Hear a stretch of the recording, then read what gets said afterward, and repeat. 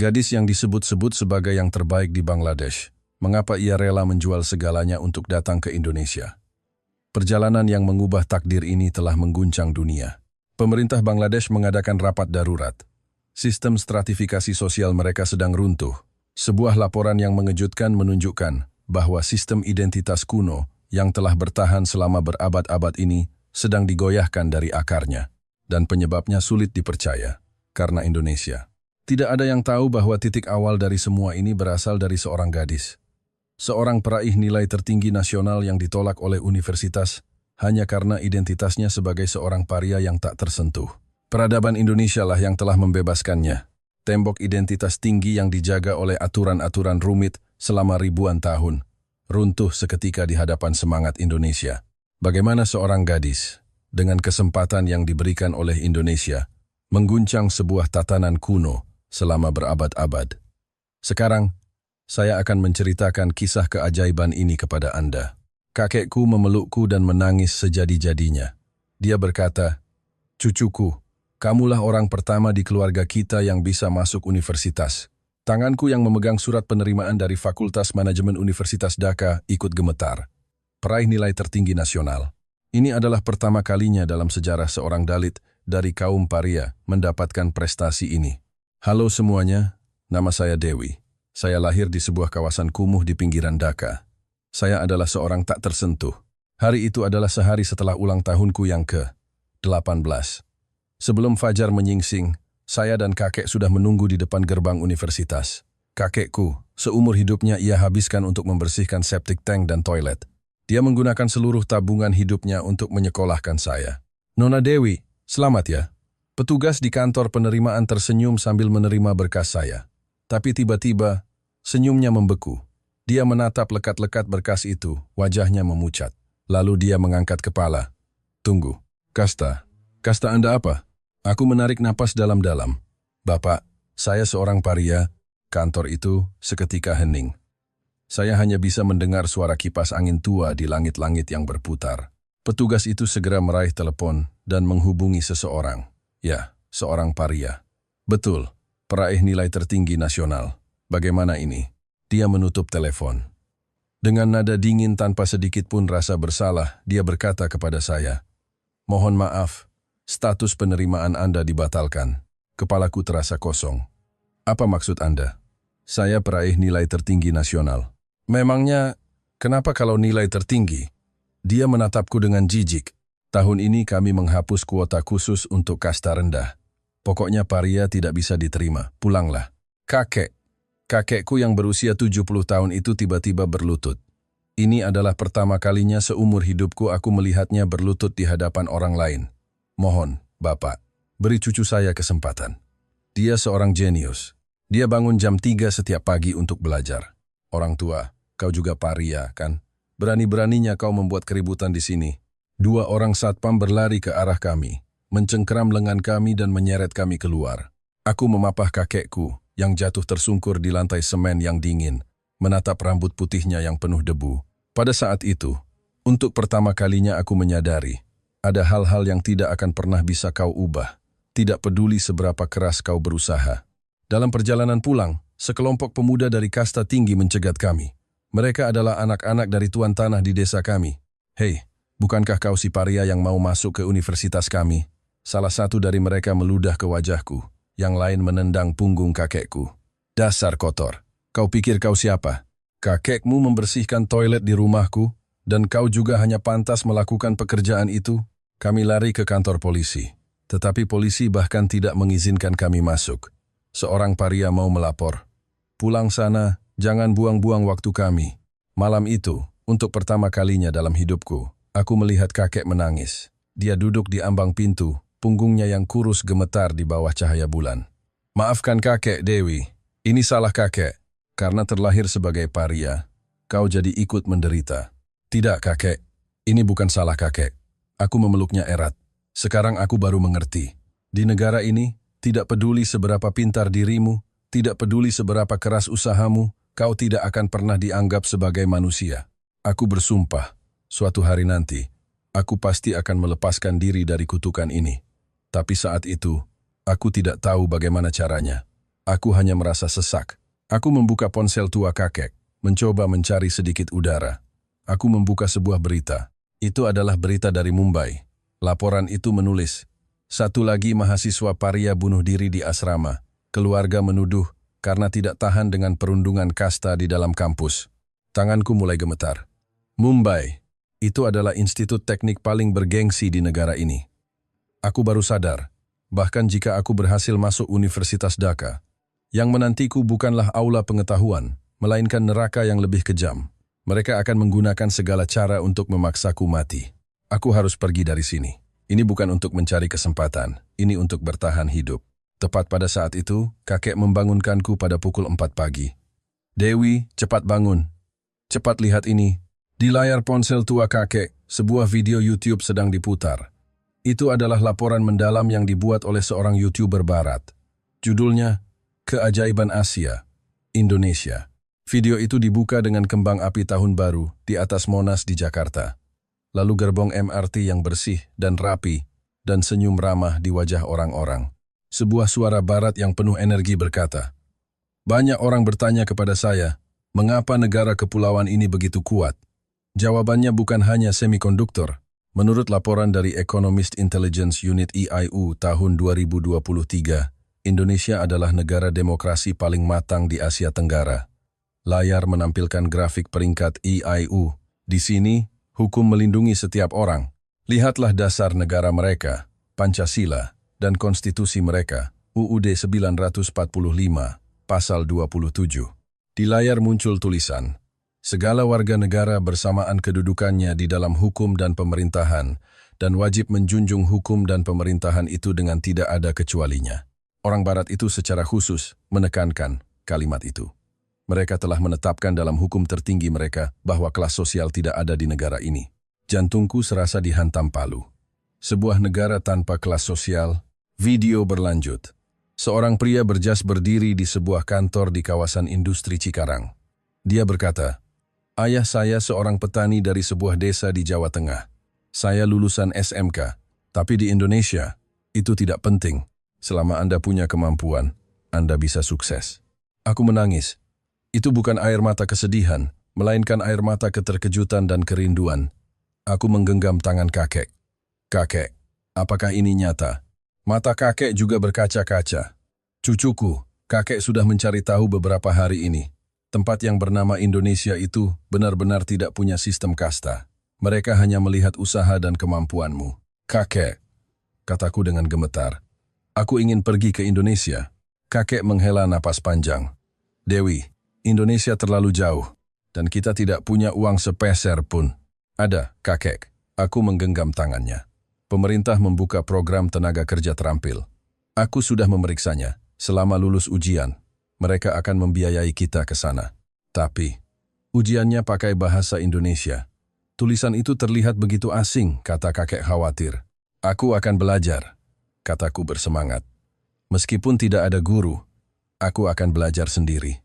Aku pasti bisa. Malam itu, kakek membuat keputusan yang mengejutkan. Dia mengundang beberapa tetua desa ke rumah kami yang sederhana. Saya berencana mengirim Dewi ke Indonesia. Suasana menjadi tegang. Seorang tetua angkat bicara. Kau sudah gila. Seorang paria pergi ke luar negeri. Apalagi dia perempuan. Tuduhan bertubi-tubi datang. Dia akan dijual. Dia akan mati di sana. Ini benar-benar khayalan. Kakek mendengarkan dengan tenang. Lalu dia berdiri. Suaranya tidak keras, tetapi luar biasa tegas. Cucu saya adalah seorang jenius, jika negara ini tidak memberinya kesempatan. Dia berhenti sejenak, lalu berkata kata demi kata, maka saya akan mengirimnya ke negara yang mau memberinya kesempatan. Lalu uangnya? Dari mana kau dapat uang? Kakek mengucapkan kalimat yang tidak akan pernah kulupakan seumur hidupku. Saya akan menjual sapi saya. Saya akan menjual semua kambing saya. Dan saya juga akan menjual gelang emas peninggalan istri saya. Semua orang terkesiap. Kau menjual semuanya? Bagaimana kau akan hidup di sisa usiamu? Asalkan sebelum aku mati. Mata kakek berkilauan dengan air mata. Aku bisa melihat cucuku hidup seperti manusia. Itu sudah cukup. Aku menggenggam erat tangan kakek. Tapi tepat pada saat itu, pintu kayu rumah kami ditendang hingga terbuka. Itu adalah si tuan tanah dari kasta tinggi. Dia datang bersama beberapa anak buahnya. Apa yang ku dengar? Seorang paria berani-beraninya mau ke Indonesia. Dia mencengkeram kerah baju kakek. Tubuh kakek terangkat seperti selembar kertas. Kalian kotor. Kalau kalian pergi, siapa yang akan membersihkan toilet di rumahku? Hei orang tua, sadarlah, teriaknya. Cucumu dilahirkan untuk menjadi seorang pembersih. Itulah takdirnya. Tidak, kakek meronta. Dewiku berbeda. Apa bedanya? Tuan tanah itu menoleh, menatapku dari atas ke bawah dengan matanya yang memuakkan. Cukup cantik juga. Begini saja, datang kerja di rumahku. Aku akan menjagamu secara khusus. Dia melemparkan kakek dengan jijik dan pergi. Malam itu, kakek tidak berkata apa-apa. Keesokan harinya, sebelum fajar, aku mendengar suara. Kakek sedang menuntun ke-6 sapi tuanya keluar dari kandang. Kakek mau kemana? Ke pasar. Dia tidak menoleh. Suaranya terdengar luar biasa tenang. Aku harus segera mengirimmu ke Indonesia. Aku melihatnya menuntun sapi-sapi itu. Ke-6 sapi itu adalah seluruh hartanya. Punggungnya yang kecil menghilang dalam kegelapan sebelum fajar. Kakek kembali saat senja, membawa setumpuk uang kertas yang basah oleh keringat. Uang dari hasil penjualan 6 sapi itu bahkan tidak cukup untuk membayar biaya agen visa yang mahal, tetapi cukup untuk biaya kursus bahasa. Ambil ini. Dia menyelipkan uang itu ke tanganku. Ini uang kursus bahasa Indonesiamu, kakek. Aku memegang tumpukan uang itu. Itu adalah benda terberat yang pernah kusentuh. Ini hasil kerja keras seumur hidup kakek. Kamu, kakek menekan tanganku, adalah satu-satunya hasil kerja kerasku seumur hidup. Tempat kursus bahasa Indonesia ada di pusat kota Dhaka. Untuk bisa sampai ke kelas, aku harus bangun jam 3 setiap pagi, berjalan 1 jam dalam kegelapan untuk mengejar bus pertama, lalu berganti bus 4 kali. Hampir semua siswa di kelas adalah anak-anak kaya dari kasta tinggi. Mereka berpakaian bagus, membawa laptop mahal, dan berdiskusi tentang rencana kuliah di Indonesia atau melanjutkan bisnis keluarga. Hari pertama, guru meminta semua orang memperkenalkan diri. Ketika aku menyebutkan nama desaku, seorang anak laki-laki dari kasta tinggi berdiri. Pak Guru, saya tidak bisa berada di kelas yang sama dengannya. Dia menunjuk ke arahku. Dia seorang paria. Dia akan mengotori kita semua. Seketika semua orang menatapku dengan jijik. Mereka serempak menggeser meja mereka menjauh, seolah-olah aku membawa wabah penyakit. Dasar kotor. Apa yang kau lakukan di sini? Kau juga mau ke Indonesia? Mau menyapu toilet di sana? Aku menundukkan kepala, berpura-pura tidak mendengar. Aku hanya fokus pada buku pelajaran, huruf-huruf Latin yang indah itu. Bagiku, itu bukan sekadar huruf, itu adalah tangga menuju kebebasan. Guru di depan kelas mengajar kami. Dia berkata, di Indonesia, kata selamat pagi bisa diucapkan kepada siapa saja. Entah itu presiden, pengusaha, atau petugas kebersihan di jalan, kalian bisa menyapanya dengan selamat pagi. Aku terkejut. Di negaraku, kami punya puluhan sapaan yang berbeda, tergantung pada tinggi rendahnya kasta orang yang kita hadapi. Aku tidak pernah tahu bahwa kesetaraan bisa terwujud dalam sebuah sapaan yang paling sederhana. 6 bulan. Aku tidak pernah absen 1 kali pun. Aku menjadi siswa paling rajin di kelas. Di rumah, aku hanya berbicara bahasa Indonesia dengan kakek. Kakek tidak mengerti, tapi dia selalu tersenyum dan mengangguk. Dia bahkan meminjam smartphone tetangga untuk menonton video di YouTube, belajar memasak soto Betawi. Dia menyajikan semangkuk mie kuah berwarna aneh kepadaku. Dewi, coba. Katanya, ini makanan paling terkenal di Indonesia. Rasa soto itu aneh. Terlalu asin dan rempahnya salah, tapi aku memakannya sampai tetes terakhir. Itu adalah soto terhangat yang pernah kumakan seumur hidupku. Tepat ketika aku pikir semuanya berjalan lancar, sebuah berita buruk datang. Teman-teman sekelasku dari kasta tinggi berbisik-bisik. Kalian dengar tidak? Pabrik-pabrik di Indonesia sebenarnya tidak suka merekrut perempuan dari negara kita. Katanya tingkat penerimaannya kurang dari 1%. Kenapa? Mereka bilang, perempuan kita merepotkan dan tenaganya lemah. Mereka lebih suka mencari laki-laki dari negara lain. Jantungku serasa jatuh ke dasar perut. Aku merasa pusing, hampir tidak bisa berdiri. Ini berarti, bahkan jika aku mendapat nilai terbaik, aku bisa saja ditolak hanya karena jenis kelaminku. Aku menghabiskan 6 bulan mempelajari salah satu bahasa terindah di dunia, tetapi aku bisa kehilangan satu-satunya harapan ini, hanya karena aku seorang perempuan. Keputusasaanku pasti terlihat oleh kakek. Hari itu, dia kembali membuat keputusan yang mengguncang seluruh desa. Dia menjual 20 ekor kambing kami yang tersisa. Tidak hanya itu, dia membuka kotak kayu kecil usang yang disimpannya seumur hidup. Di dalamnya ada satu-satunya peninggalan nenek. Sepasang gelang emas yang berat. "Kakek, jangan!" Aku berteriak sambil menangis. "Itu barang nenek. Kakek tidak boleh." Dia memotong perkataanku, menyelipkan gelang itu ke tanganku yang dingin. "Jual ini juga, Dewi. Beli materi pelajaran terbaik, ikuti kelas-kelas intensif online yang paling mahal." Suaranya bergetar, tetapi tatapan matanya luar biasa tegas. "Dewi, kamu tidak boleh hanya lulus ujian. Kamu harus menjadi juara pertama yang tak terkalahkan. Kamu harus begitu luar biasa, sehingga para penguji di Indonesia tidak bisa menemukan satu alasan pun untuk menolakmu. Tapi, peninggalan nenek. Jika nenekmu masih hidup, kakek memegang pundakku, dia juga akan melakukan hal yang sama. Dewi, dibandingkan dengan kebebasanmu, emas ini tidak ada apa-apanya. Dibandingkan dengan kesempatanmu untuk hidup sebagai manusia, semua ini tidak berarti." Aku memeluk kakek sampai tidak bisa bernapas. Orang-orang di desa mengatakan kami berdua sudah benar-benar gila. Seorang gadis paria mau ke Indonesia. Dia pikir dia siapa? Anak gadis pergi ke luar negeri sendirian, pasti akan jadi nakal. Dia akan merusak nama baik desa kita. Menghadapi semua cemoohan dan kutukan, kakek hanya menegakkan punggungnya yang telah bungkuk oleh kerja keras. Dia berteriak kepada semua orang yang berkumpul di depan rumah kami, "Cucu saya, jika sampai di Indonesia, dia bisa jadi profesor, dia bisa jadi manajer. Kalian tahu kenapa?"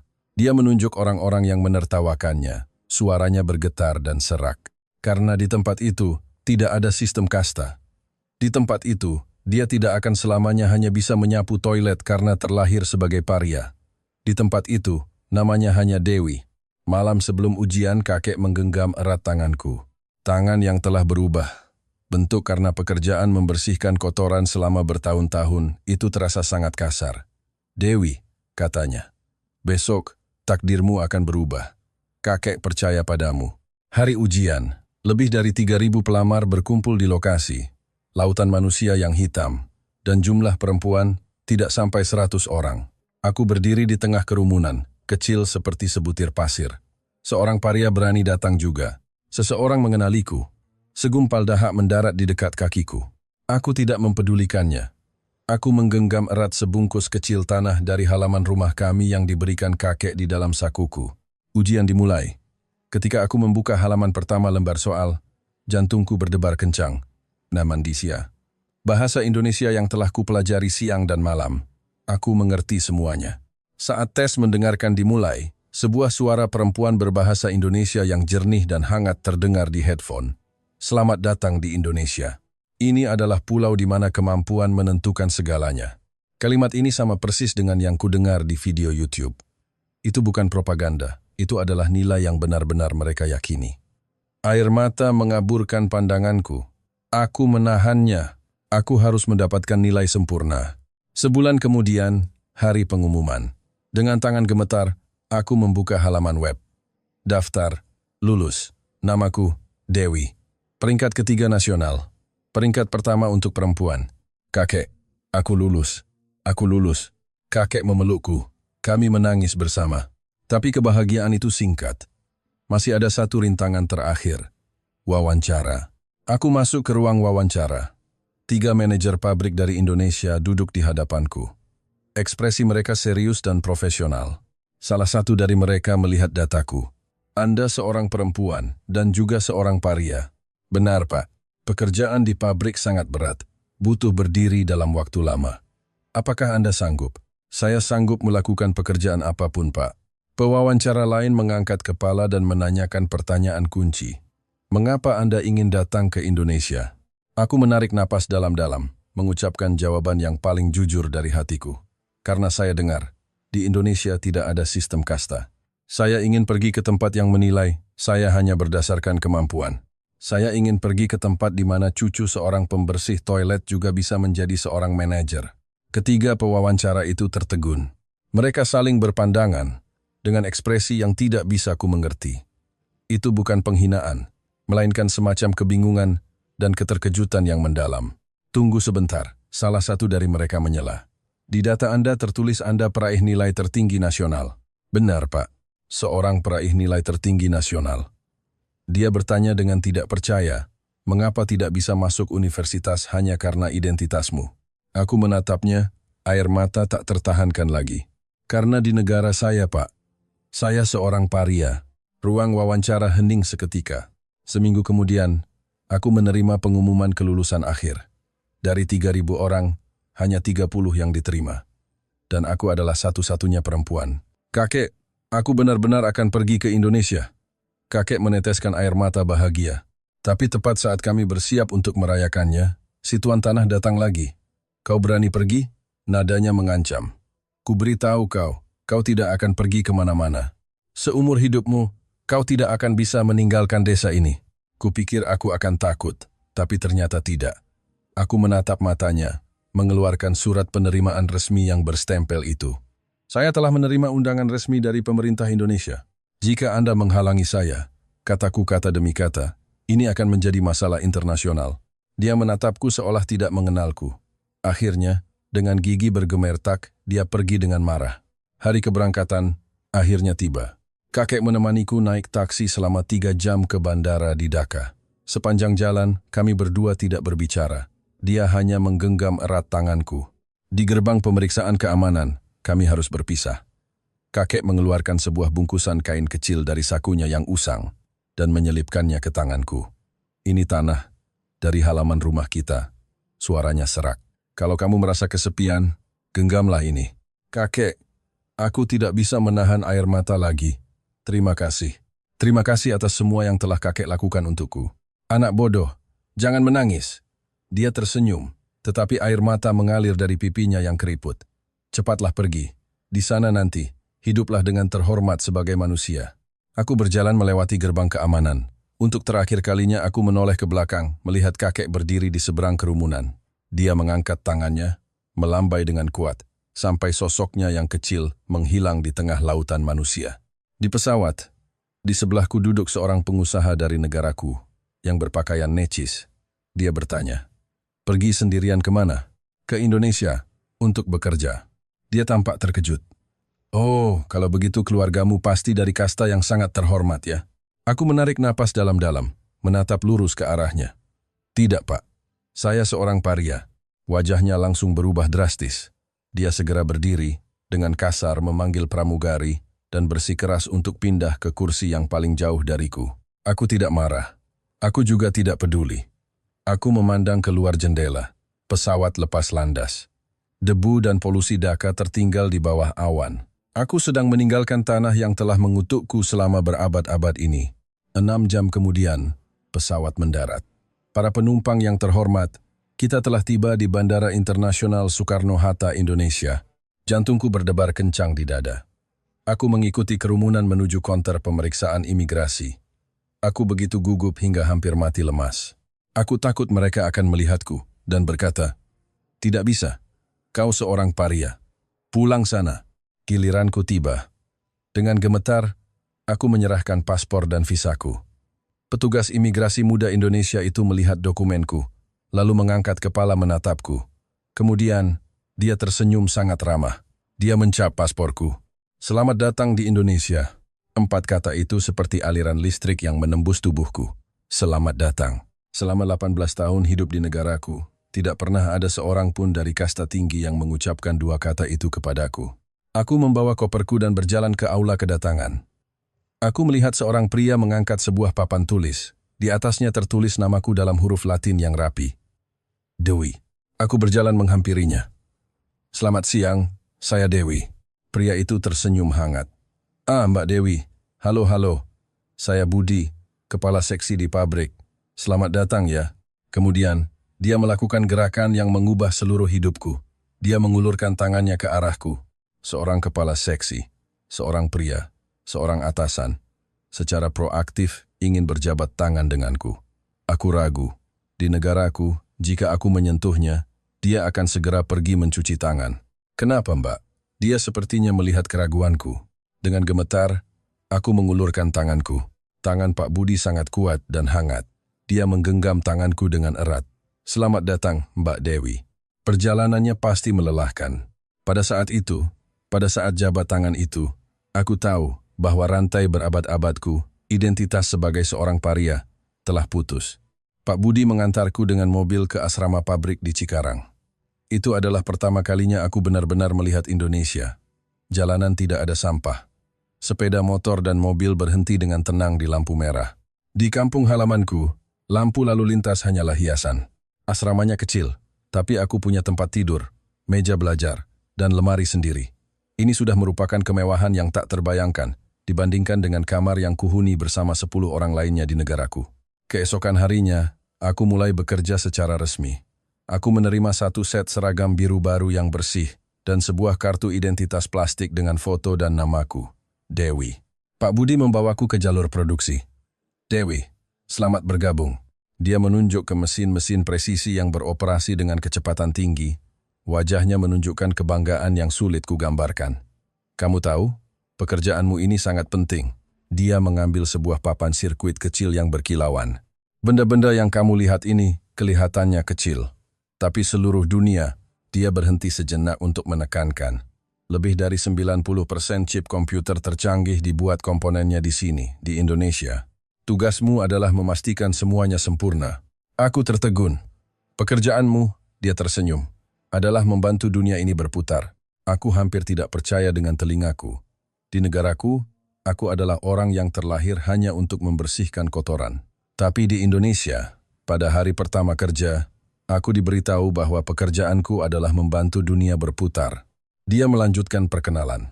Ini Mbak Rina, dia karyawan senior. Selanjutnya dia yang akan membimbingmu. Seorang wanita Indonesia yang terlihat ceria menoleh dan melambai padaku dengan antusias. Halo, aku Rina. Jangan tegang ya. Awalnya semua orang juga kikuk kok. Dia, dengan santai merangkul bahuku, mengajariku cara mengoperasikan mesin. Aku membeku. Dia menyentuhku. Seseorang dari kelas sosial yang lebih tinggi menyentuh seorang paria. Apakah dia tidak takut tercemar olehku? Aku tidak bisa menahan diri untuk bertanya dengan gemetar, Mbak Rina. Tidak apa-apa, Mbak berbicara denganku seperti ini? Rina menunjukkan ekspresi yang lebih bingung dariku. Loh, kenapa memangnya? Kan kita rekan kerja. Rekan kerja? Dua kata itu seperti peluru yang menembus hatiku. Waktu makan siang adalah kejutan yang lebih besar. Kami mengantre di kantin karyawan. Aku melihat manajer pabrik, kepala departemen, dan kami, para pekerja migran paling bawah, mengantre di barisan yang sama, mengambil nampan yang sama, dan makan lauk yang persis sama. Sepotong ayam goreng, sayur tumis, dan semangkuk sayur sop. Di negaraku, kami hanya bisa memakan sisa makanan orang kasta tinggi. Rina duduk bersamaku. Rekan-rekan kerja Indonesia lainnya juga membawa nampan mereka dan duduk di dekat kami. Dewi, kamu dari Bangladesh ya? Wah, kari di sana enak banget ya. Katanya orang Bangladesh jago menari. Mereka menanyakan banyak hal kepadaku, tapi tidak ada satupun pertanyaan. Apa kastamu? Tidak ada seorang pun. Tidak ada satu orang pun yang peduli aku terlahir sebagai apa. Mereka hanya peduli apakah makananku cocok di lidah, apakah aku sudah terbiasa dengan pekerjaan. Hari itu, aku berdiri selama 10 jam. Kakiku sakit sampai hampir mati rasa. Tapi aku belum pernah merasa sebahagia ini. Setelah pulang kerja, aku bersembunyi di kamar mandi dan menangis. Itu adalah pertama kalinya dalam hidupku aku meneteskan air mata kebahagiaan. 3 bulan pertamaku di Indonesia berlalu begitu saja. Aku bekerja mati-matian, karena aku tahu ini adalah kesempatan pertamaku untuk mendapatkan imbalan berdasarkan usaha, bukan berdasarkan kelahiran. Bahasa Indonesiaku berkembang pesat karena setiap hari mengobrol dengan Rina dan yang lainnya. Kemudian, Idul Fitri tiba. Pabrik libur 3 hari. Melihat rekan-rekan kerja dengan gembira membahas rencana mudik ke Jawa atau Sumatera, aku baru sadar bahwa ini adalah hari untuk berkumpul dengan keluarga. Dan aku sendirian. Aku berencana menghabiskan 3 hari itu dengan membaca buku di asrama. Sehari sebelum Lebaran, Pak Budi datang menemuiku. Dewi, Lebaran ada rencana apa? Saya tidak ada rencana. Saya di asrama saja. Di asrama sendirian. Bosan dong. Dia tersenyum. Kalau begitu, datang ke rumah saya saja. Ibu saya pesan. Katanya harus ajak kamu datang. Aku tertegun. Ke rumah Bapak? Iya dong. Kamu sudah lama di Indonesia. Belum pernah kan merasakan orang Indonesia merayakan Lebaran? Di rumah kami mau masak besar, ada ketupat dan opor ayam. Jantungku berdebar kencang. Pergi ke rumah seorang kepala seksi, seorang atasan. Ini adalah hal yang mustahil terjadi di negaraku. Seorang paria tidak boleh menginjakkan kaki di dalam rumah orang kasta tinggi. Pak, nanti merepotkan. Ah, merepotkan apa? Dia menepuk pundakku. Sudah diputuskan, ya. Nanti ibu saya marah loh kalau kamu tidak datang. Hari itu, dengan hati yang berdebar-debar, aku membeli sekeranjang buah-buahan terbaik di dekat asrama. Aku mengikuti alamat menuju sebuah rumah di perumahan di Bekasi. Pak Budi yang membukakan pintu. Dewi, ayo masuk. Wah, pakai bawa buah segala, jadi tidak enak. Begitu masuk, aku mencium aroma opor dan rendang yang sangat menggugah selera. Seorang ibu yang terlihat sangat hangat keluar dari dapur. Tangannya masih memegang sendok sayur. Ini pasti Dewi ya. Aduh, selamat datang. Selamat datang. Saya ibunya Budi. Panggil saja ibu. Dia dengan antusias menarik tanganku, membawaku masuk. Ayo, jangan sungkan. Anggap saja, rumah sendiri. Di ruang tamu ada ayah Pak Budi yang terlihat ramah, dan seorang gadis muda, adiknya, seluruh keluarga sibuk di dapur. Ayo Dewi, cicipi ini. Ibu menyendokkan sepotong rendang ke piringku. Ini rendang buatan ibu. Aku memakannya. Itu adalah makanan terenak yang pernah kumakan seumur hidupku. Kami makan bersama, mengobrol. Mereka bertanya tentang makanan di negaraku, bertanya apakah aku sudah terbiasa dengan cuaca panas di Indonesia. Aku dikelilingi oleh kehangatan dan kebahagiaan itu. Air mataku kembali menetes tanpa bisa kutahan. Ibu yang pertama kali menyadarinya. Loh, Dewi, kok kamu menangis? Apa rendangnya kepedasan? Seluruh keluarga berhenti dan menatapku. Bukan Bu, bukan. Aku buru-buru menyeka air mata. Terlalu enak. Saya hanya tidak mengerti. Tidak mengerti apa? Tanya ibu dengan lembut. Saya tidak mengerti. Kataku terisak. Mengapa? Mengapa kalian begitu baik kepada saya? Saya hanya seorang pekerja dari negara lain. Saya dari. Aku tidak berani mengucapkan kata itu. Ibu tersenyum. Dia menggenggam tanganku. Tangan itu sangat hangat. Anak baik. Memangnya kenapa? Katanya. Orang Indonesia memang begini kok. Dia menatapku dengan serius. Kamu tahu? Tidak. Beberapa waktu lalu ada gempa besar di Turki. Kamu tahu kan Turki di mana? Jauh sekali dari sini. Aku mengangguk. Tapi, kata ibu, orang Indonesia, pemerintah dan rakyatnya, total menyumbang lebih dari 50 miliar rupiah ke sana. Orang-orang itu tidak pernah kita temui seumur hidup. Kita bahkan tidak tahu siapa mereka, tapi kita mau membantu. Dia menepuk punggung tanganku. Apalagi kamu. Kamu ada di depan mata kami. Kamu rekan kerja anak ibu yang baik. Kamu sendirian datang jauh-jauh ke Indonesia untuk bekerja keras. Bagaimana mungkin kami tidak menjagamu dengan baik? Mulai hari ini, ibu mengumumkan, disinilah rumahmu di Indonesia. Panggil saja saya ibu. Sejak hari itu, aku benar-benar punya keluarga. Ibu memintaku datang setiap akhir pekan untuk makan bersama. Dia mengajariku memasak masakan Indonesia, merayakan ulang tahunku, dan membelikanku jaket tebal saat musim hujan tiba. Dari seorang paria yang terkutuk, aku menjadi anak perempuan Indonesia bagi ibu. Hidupku di Indonesia berubah total. Di perusahaan, aku belajar dengan giat. Siang hari bekerja di jalur produksi, malam hari aku kuliah kelas karyawan. Ketika di negaraku aku ditolak universitas karena kasta, universitas di Indonesia hanya bertanya satu hal. Mana transkrip nilaimu? Aku lulus dengan predikat terbaik. Beberapa tahun kemudian, karena kinerja yang luar biasa, aku dipromosikan menjadi staf manajemen. Aku menjadi kepala seksi perempuan pertama dari negaraku di pabrik itu. Aku punya kantor sendiri. Gajiku 5 kali lipat dari saat pertama datang. Dengan bonus pertamaku yang besar, aku mengirim uang pulang untuk memperbaiki atap rumah kakek. Aku punya kehormatan, punya karier, punya keluarga di Indonesia. Aku memiliki semua yang bahkan tidak berani kumimpikan di negaraku.